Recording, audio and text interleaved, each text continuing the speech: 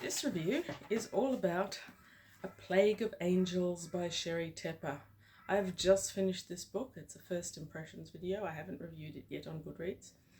I think I'm going to need some time to think about, to frame the written review for this because it was so good. I don't want to just be babbling about how wonderful it was. If I look tired, it's because I stayed up till 1 or 2 a.m. to finish this book. I'd reached that critical point where you couldn't abandon the story.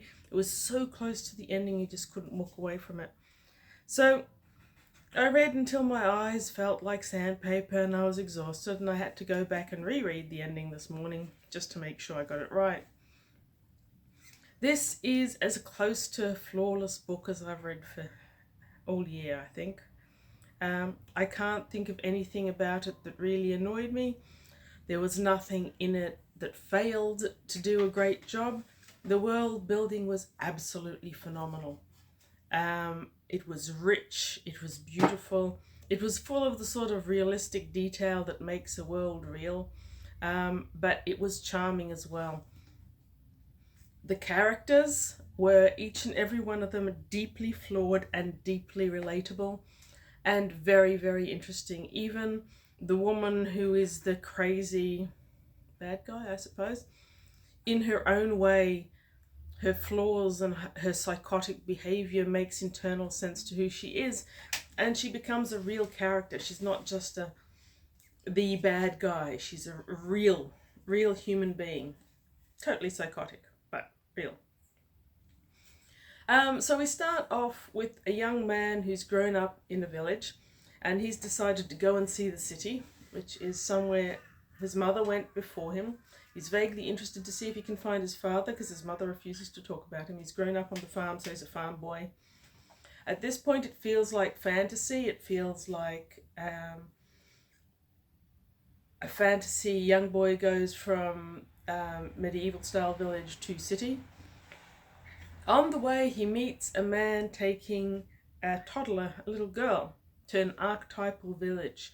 We learn more about archetype villages later. They're artificially created settlements where different archetypes exist. So you've got the hero, you've got the martyr, you've got the oracle, you've got these images of people that are put there, and some of them are obviously really what they are, but some of them seem to be artificially created. We only really see one archetype village, and when Abasio, the young man, meets this child on the road, he asks what her name is, and the man who's bringing her to the village says quickly, orphan. Her name is the orphan. And so for the first part of the book, the young woman is the orphan. She starts off as a child, an intelligent, inquiring child, who is the orphan and lives in the orphan's hovel, but goes to the oracle's place and to the drowned woman's cottage for food. She asks questions of the hero and of, I think she starts off with the artist, though he vanishes later on. And that's the archetypal village. In the meantime, the young man, Abasio, has gone to the city, and he falls in with a trucker on the way. And this is where it becomes less fantasy and more hinting on the sci-fi, but at this point you could probably also call it dystopian, a bit steampunk. The trucker has an actual truck as we know it, though not too much has gone into how it works. He takes Abasio to the city, gives him some warnings, and because of the warnings he falls in with a good gang. Apparently you pretty much have to belong to a gang if you come to the city as a male. He falls in with the purples, and the next, 10 years or more of his life is basically being a ganger. He gets tattoos, he gets the hairstyle, he lives the life which is violent and nasty. Because the cities are interesting. They are in many ways medieval. They're very rich, filthy, dirty, dangerous, gang-controlled, violence-ruled, completely and utterly misogynistic lifestyles. But they are also done very well, so they seem interesting.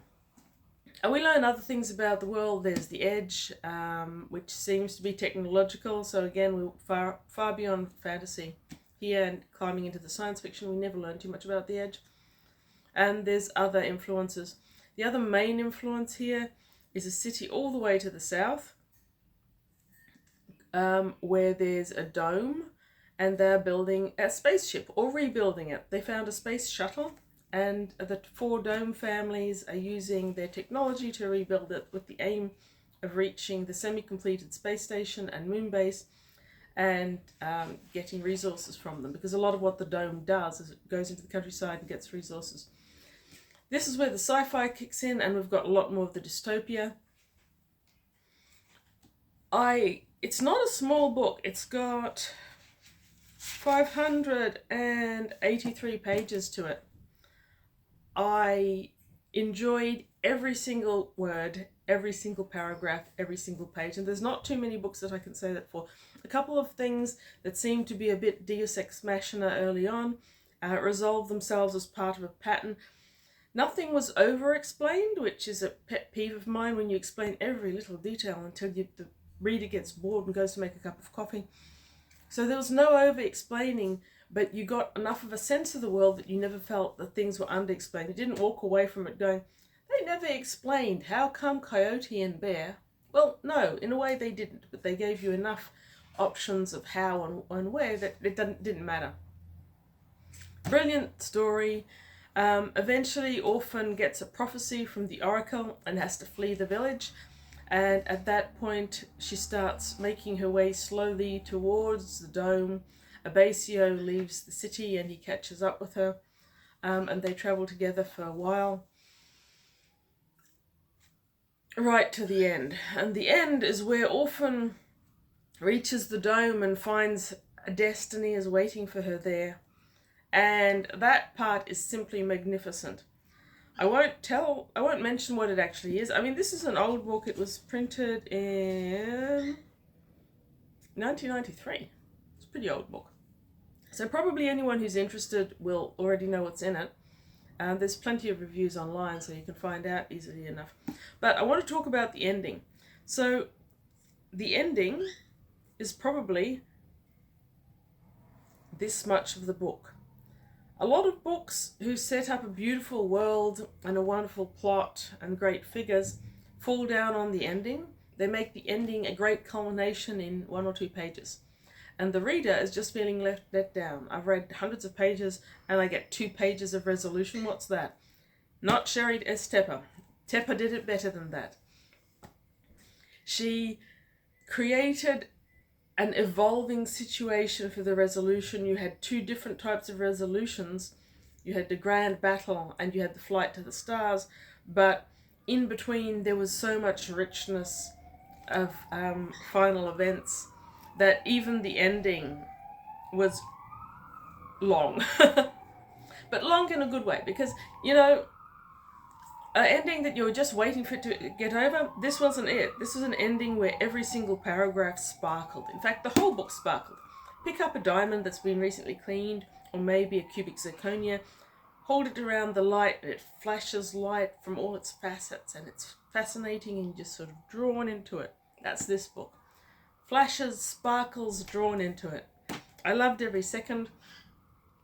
I want to thank my sister who gave me this book. I have read Tepper, I know, but it was a long time ago. I haven't revisited her recently, and I probably wouldn't have unless I'd been given a pile of her books. It's going to be a really hard act to follow this one. I can't go straight on to another Sheri Tepper. Now, apparently A Plague of Angels is the first of 3 books. I don't have the other 2. I don't know when I'm going to find them, but it's a perfect standalone. So if the other 2 books are out there, I would imagine you can read them as standalones as well, but this one you definitely can. What else? Sheri Tepper. Oh yes, Sheri Tepper is often lauded as a feminist writer. Or was it an eco-feminist? That's it. She's been called an eco-feminist writer, though I've read that Tepper herself preferred eco-humanist. I'm with Tepper on that one. I'm all about the humanism, less about half of the humanism, leaving the rest behind. The eco element was definitely there. So part of what the Dome does is it's created these different brigades of people who go out in the world to plant trees, heal the poisoned areas, restore wildlife, and it's done so subtly and woven in with the plot so much that it doesn't feel preachy, it feels interesting. Is this a good book for feminists? Apparently Sheri S. Tepper is one of the noted feminist writers. I can't think of anything in here that would really offend anyone. I can't think of any trigger warning that you could imaginably give for it. It's too solidly constructed and beautifully laid out. There's bad stuff in there, but the stuff is part of the plot. It's not just there to shock you. Yeah, I don't know what else to say. Brilliant book. Amazing writer. We'll read more of. I do recommend. Oh yes, comment or like or subscribe. One of those YouTube things.